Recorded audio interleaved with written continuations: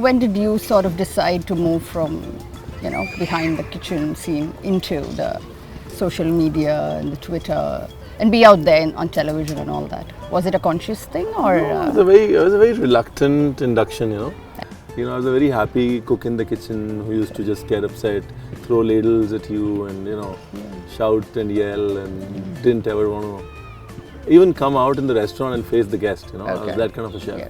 Who was happy in the office or in my kitchen. And then suddenly, by accident, one episode I had to do when I came back to India from the US. Yeah. One of the TV channels had me do one episode, and after that they said, "Hey, why don't you do a show?" I was like, "Why?" It's like, "No, because you do a good job on TV." Yeah. So I did that show, and for some reason people liked it. Yeah. Yeah. So do you have a pic of your social media, because I see you more on Twitter? Yeah, so it started off with Facebook, then I spent a long time on Twitter, that's the reason I have that 1.5 million following, is because I really spent a lot of time on Twitter. And now it's a mix of everything, but now you're more inclined towards the picture apps. How come you got into it? Again, I'm an accidental blogger. I was a scientist, but I always had a passion for writing, and food was something I carried from my mom. She's an amazing cook, like most of our moms are. And yeah, so when I moved here to Melbourne, I sort of realized that I can sort of tie that up and have a career out of it. So yeah, so writing is what really took me to blogging, and I still believe that a blog is not just about the recipe, and I always have a story to tell.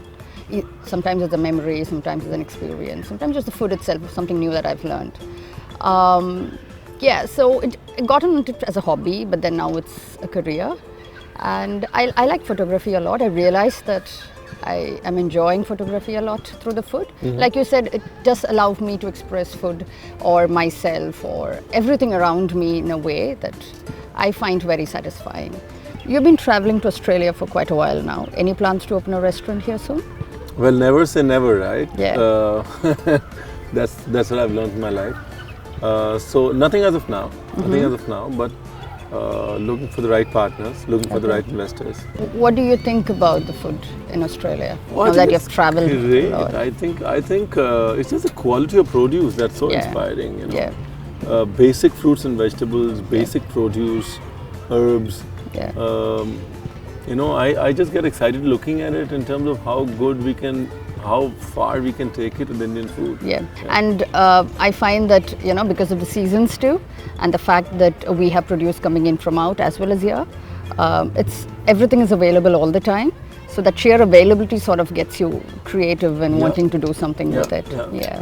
Do you have a favorite chef? Yeah, I used to. My favorites was Charlie Trotter.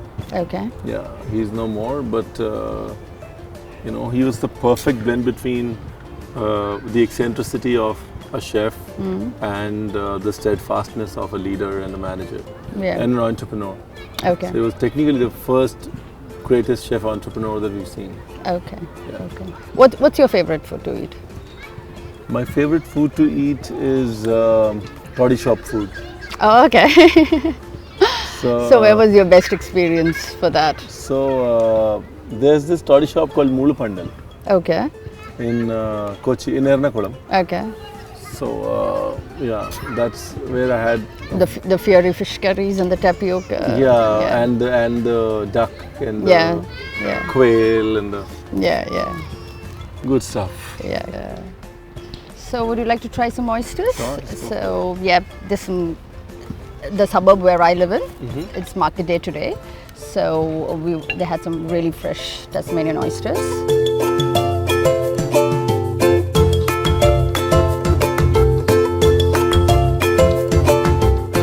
Thank you, Ranveer. It was a pleasure talking to you. Thank you very much. I think you've been in Australia 5 years. Yeah.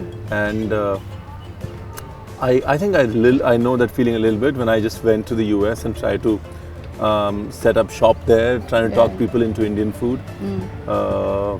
Keep that flag high. Yeah. Thank you very much. Thank you very much.